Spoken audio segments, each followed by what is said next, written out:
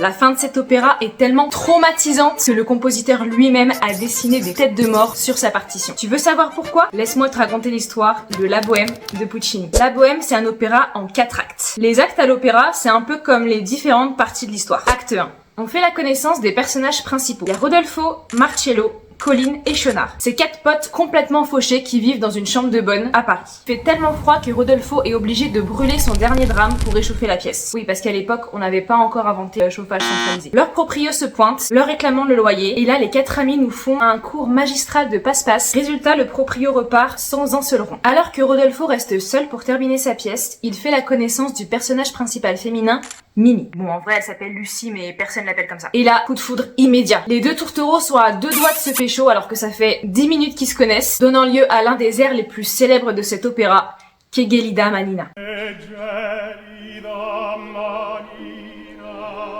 Sur ce, Rodolfo propose à Mimi de sortir boire un verre avec ses amis. Celle-ci accepte. Fin de l'acte 1. Deuxième acte. Celui-ci se déroule dans un café du quartier latin, le café Momus. Il est principalement centré sur un nouveau personnage principal féminin, Musetta. Musetta, c'est vraiment une charmeuse. C'est l'ex de Marcello et elle va tout faire pour le reconquérir. Pendant 20 minutes, elle use de ses charmes et ça marche. À la fin de l'acte, les amis partent bras dessous, quittent le café, sans payer l'addition, évidemment. Acte 3, début des ennuis. Mimi va trouver Marcello.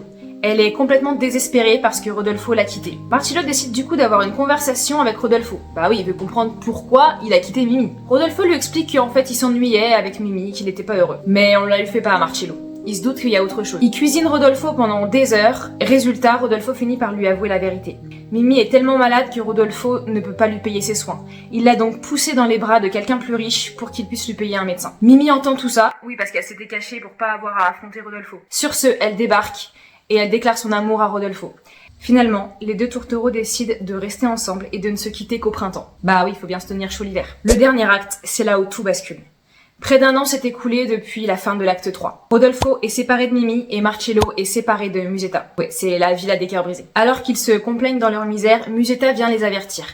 Mimi est là, mais elle est très malade. Sa santé s'est beaucoup dégradée. Sentant son heure arriver, elle a quitté le vicomte pour rejoindre son véritable amour, Rodolfo. Dans un dernier acte un peu héroïque, Musetta et Marcello décident de vendre leurs biens pour payer un médecin à Mimi. Mais le médecin arrivera trop tard. Mimi décède quelques minutes plus tard de la tuberculose, après avoir échangé quelques derniers mots d'amour avec celui avec qui elle n'aura passé que trop peu de temps, Rodolfo. Le rideau se ferme sur Rodolfo, seul et brisé. Sympa, non? Si tu as aimé ce contenu, like et abonne-toi pour plus de vidéos dans ce genre.